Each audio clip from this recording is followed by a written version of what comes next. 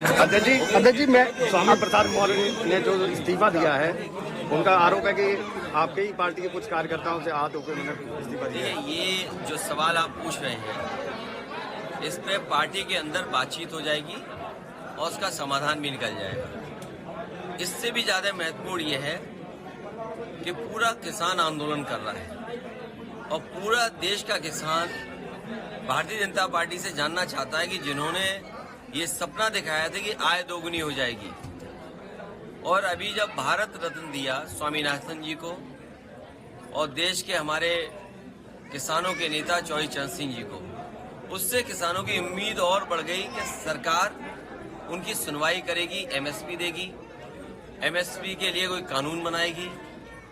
लेकिन जिस तरह सरकार का व्यवहार है, कीलें लगा देना, अगर वो निकल रहे हैं तो रोकने के लिए तमाम चीजों का इंतजाम कर देना, प्रशासन पूरी तरीके से पुलिस लगा करके आंसू गैस गोले चला करके उन्हें रोकना चाहती है। आखिरकार आप भारत रत्न एक तरफ दे रहे हैं और दूसरी तरफ किसानों को आप रोकना चाहते हैं, उनकी मांग नहीं मानना चाहते। आखिरकार भारतीय जनता पार्टी चाहती क्या है? जो लोग सपना दिखा रहे हैं कि 5 लाख ट्रिलियन डॉलर की इकोनॉमी बन जाएगी, सच्चाई ये है कि किसानों की आय दोगुनी अगर हो जाए तो आपकी 5 ट्रिलियन डॉलर नहीं, हो सकता है 10 ट्रिलियन डॉलर इकोनॉमी भी बन जाए। और जो लोग ये कहते हैं कि हमारी दुनिया में 5वीं अर्थव्यवस्था बन गई है, ये 5 से दूसरे नंबर में भी पहुंच सकती है अगर ये सरकार किसानों को एमएसपी दे दे और किसानों की आय दोगुनी कर दे। अध्यक्ष जी कल पल्लवी पटेल ने कहा है कि पीडीए ने 3 लोगों का राज्यसभा टिकट घोषित किया, जिसमें जया अमिताभ बच्चन, आलोक रंजन और रामजीलाल सुमन जी। देखिए, क्या पीडीए का मतलब अल्पसंख्यक महिला नहीं हो सकती थी? क्या पीडीए का मतलब पिछड़ा महिला नहीं हो सकती थी? भारतीय जनता पार्टी से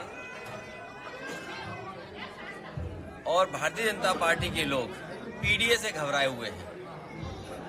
भारतीय जनता पार्टी के लोग पीडीए से घबराए हुए हैं। जहां तक हमारे सहयोगी दल की बात है, मैं उम्मीद करता हूं कि पीडीए की लड़ाई को वो मजबूत करेंगे।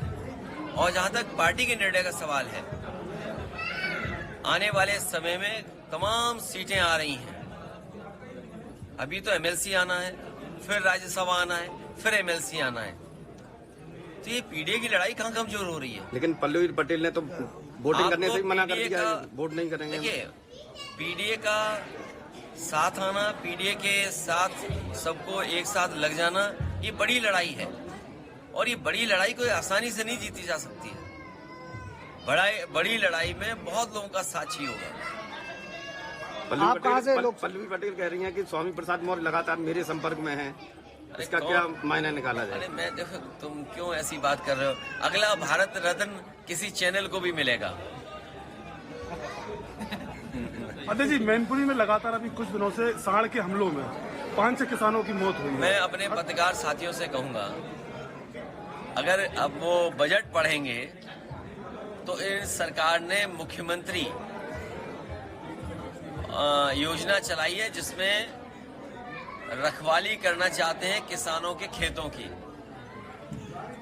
मुख्यमंत्री खेत सुरक्षा योजना, अगर कोई इसको अनकोड करे, मुख्यमंत्री खेत सुरक्षा यही है कि सांडों से सुरक्षा करना, तो 50 करोड़ में सांड से कैसे सुरक्षा हो जाएगी? और फिर पूरे उत्तर प्रदेश में कोई दिन नहीं जाता है जिस दिन इन जानवरों की वजह से किसी की जान न जा रही हो। ये सवाल कई बार विधानसभा में उठा है, लेकिन सरकार इस समस्या का समाधान नहीं ढूंढ रही है। और तब नहीं ढूंढ रही जब देश के प्रधानमंत्री जी ने कहा था कि 15 दिन के अंदर छुट्टा जानवरों की समस्या का समाधान हो जाएगा। आप लोकसभा चुनाव कहाँ से लड़ने वाले हैं? आप कहाँ से लड़ने वाले हैं?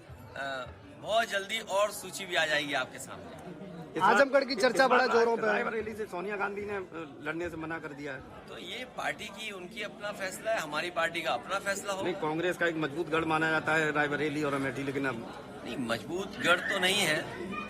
ये सही है कि वो उनकी ट्रेडिशनल सीट है और कांग्रेस की सीट ही मानी जाती है। समाजवादी पार्टी ने हमेशा उस सीट पर कांग्रेस का ही सहयोग किया है। मुख्यमंत्री योगी आदित्यनाथ ने कहा कि पूरे प्रदेश में 80 की 80 सीटें इस बार जीतने वाली है भाजपा। मैं आपसे कह रहा हूं कि भारतीय जनता पार्टी अपने सभी सांसदों की सीटें बदलना चाहती है, केवल एक के सिवा।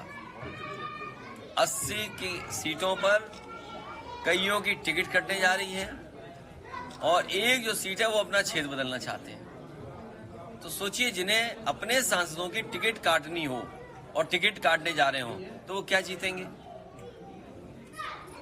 अगली सूची में क्या चाचा का नंबर है अगली सूची में? नहीं, अगर आप पे कुछ सुझाव हो तो बता दो। चाचा का क्या अगली सूची में नंबर है? अगर आपके पास कोई सुझाव हो और फिर आप ही कहोगे सब परिवार चुनाव लड़ गया, ये पत्रकार भी बड़े कमाल के होते हैं। अगर इनसे कहो, अभी पूछ रहे हैं कि टिकट क्यों नहीं दे रहे हो अपने लोगों को, परिवार के लोगों को, और हम टिकट दे रहे तो कहेंगे लो परिवारवादी पार्टी हो गई। नहीं, 3 लोगों को तो दिए, भी चाचा की नहीं तो अभी 2-4 और दे देंगे। तो आप लोग क्या उम्मीद करते हो भाई? आप ही दिलवाना चाहते हो और आप ही चलाओगे कि परिवारवाद, तो हम कैसे बचेंगे भाई आपसे? तो चाचा कहाँ से लड़ेंगे? ये आने वाले समय में जैसे जैसे सूचियां आएंगी आपको सब जानकारी हो जाएगी कि पार्टी ने क्या फैसला किया।